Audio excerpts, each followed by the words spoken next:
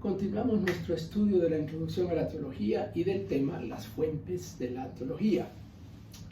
Hoy vamos a ver otra fuente. Ya hemos visto tres fuentes: las escrituras como la fuente principal, prioritaria, autoritativa; la tradición como otra fuente que históricamente ha sido utilizada y sigue siendo utilizada, ya explicamos cómo; y vimos la razón humana también, la otra fuente. Hoy vamos a entrar a otra fuente que es muy importante: el contexto como fuente de la teología.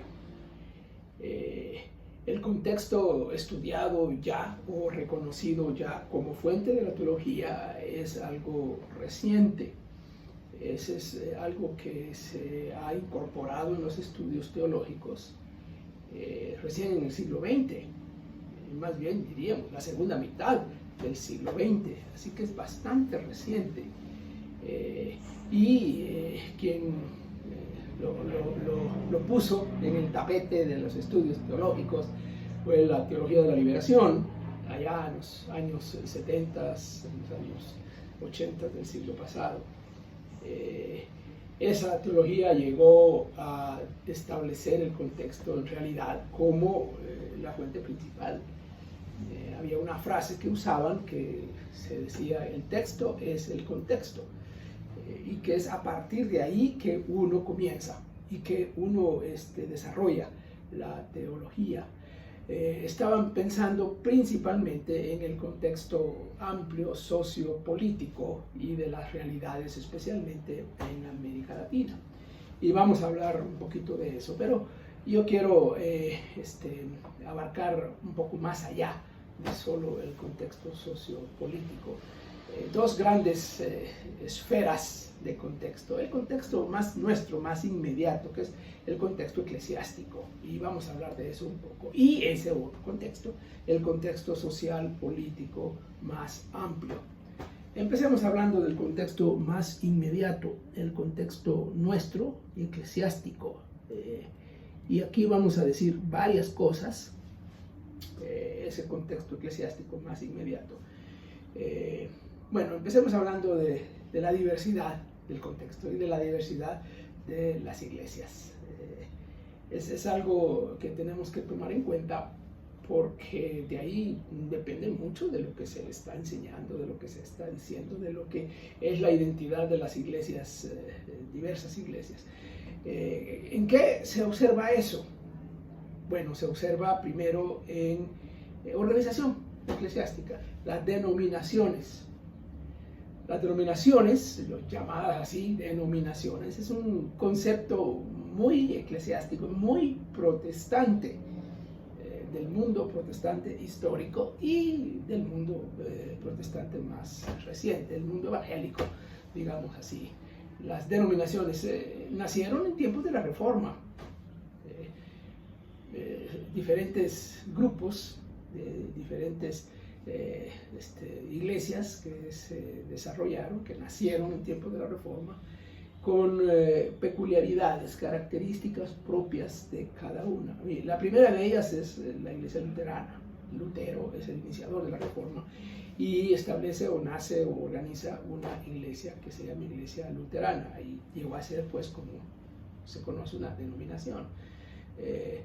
Luego está la iglesia, lo que se conoce como iglesia reformada, o una categoría de iglesias que se consideran reformadas. Y reformadas es un concepto amplio que incluye iglesias como la iglesia presbiteriana, una iglesia que se llama exactamente iglesia reformada, iglesia como la iglesia congregacional, que son denominaciones que no están presentes en todos lados, pero que son el producto de este desarrollo.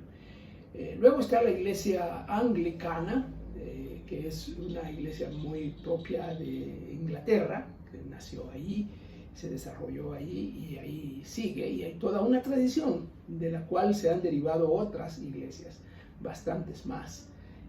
Y por último está la iglesia anabautista, que es un movimiento disidente dentro de la Reforma, que nace muy temprano, sí, pero que va tomando forma con el tiempo y ahora se conoce, pues, como los anabautistas, o en algunos círculos se conocen como los menonitas, que es, digamos, el nombre del líder que más se destacó en aquel tiempo. Bueno, esas son las originales, pero a partir de ahí han resultado muchas. A lo largo de la historia surgieron otras, derivadas de estas. Algunas tienen representación en todas partes del mundo, algunas otras son locales o regionales y están presentes. Uno no sabe realmente cuántas denominaciones hay. En nuestros contextos, en América Latina, no tenemos idea. Están las clásicas, las tradicionales, las históricas, más las directamente derivadas de ellos, más las otras que fueron surgiendo con el tiempo, y algunas de ellas son autóctonas. Es decir, surgen en los lugares, en los países, con características muy propias, muy locales, digamos. Bueno, ese contexto. ¿Cómo es que ese contexto influye en la hora de hacer teología? Por supuesto, estas denominaciones tienen sus doctrinas, desarrollan sus doctrinas. Algunas de ellas son doctrinas que digamos, vienen desde tiempos de la Reforma. Uno piensa en la Iglesia Reformada y viene desde las ideas de Juan Calvino, que es el reformador que le dio forma a esta teología. Entonces hay una teología reformada, ¿no? Hay una teología luterana, hay una teología anglicana, que comparten cosas del protestantismo en general, pero también tienen diferencias. Y de ahí se derivan muchas ideas. Hay énfasis, hay interpretaciones bíblicas, hay prácticas litúrgicas, hay prácticas de organización de la iglesia. Así que ahí está, y viene de esa realidad, de ese contexto, y de ahí vienen otras más y van surgiendo. Bueno, esa es una manera de ver la diversidad de las iglesias, una forma de verla. Pero hay otras, ya pensando en los contextos urbano, rural. Hay iglesias que, aún perteneciendo a una misma denominación, son diversas. Si son rurales, son un tipo de iglesias o tienen sus propias características, y si son urbanas, tienen otras características. Y algunas de las prácticas y de las ideas que se desarrollan ahí tienen que ver con eso, tienen que ver con esa realidad. Y temas que se van desarrollando, que tienen, digamos, raíces teológicas, bíblicas, interpretaciones bíblicas, en que entra en juego si se trata de un grupo de personas educadas, que viven en la ciudad o que están en el campo, y se van desarrollando las ideas de manera distinta. Y hay otra forma de ver la diversidad también, que tiene que ver con las diferencias sociales, económicas, étnicas, culturales. No es lo mismo, por ejemplo, en nuestros contextos en América Central, o en los países andinos, o en México, o en Guatemala, una iglesia de trasfondo étnico indígena, una iglesia de trasfondo étnico mestiza o ladina, como decimos, o una iglesia en América del Sur, por ejemplo, hay iglesias étnicas derivadas de las iglesias europeas, con los migrantes europeos que llegaron. Entonces hay iglesias blancas, hay iglesias mestizas, hay iglesias indígenas. Bueno, eso hace diferencia en los temas que se tratan, hace diferencia en la manera en que se entienden las escrituras, influye. Hay diferencias sociales. No es lo mismo una iglesia de clase media que una iglesia popular. No es lo mismo una iglesia ubicada en una zona más exclusiva de la ciudad y una iglesia en un barrio marginal. Hace diferencia.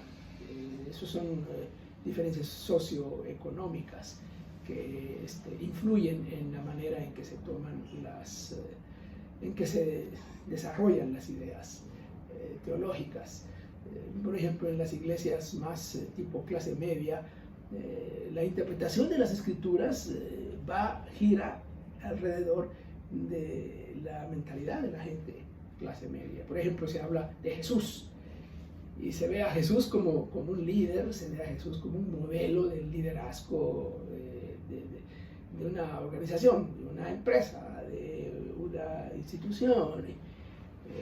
Mientras que en otra iglesia de corte más popular, la imagen de Jesús es alguien que anda con los pobres, que se asocia con ellos. Y así, estamos interpretando las escrituras. Es el mismo Jesús, pero va como aplicado, contextualizado de diferente manera. Bueno, esa es una forma de ver el contexto eclesiástico. Hay otras formas y vamos a ver esa otra forma en un video posterior. Por ahora dejamos aquí este tema y seguiremos hablando. El tema del contexto es fabuloso, es fascinante.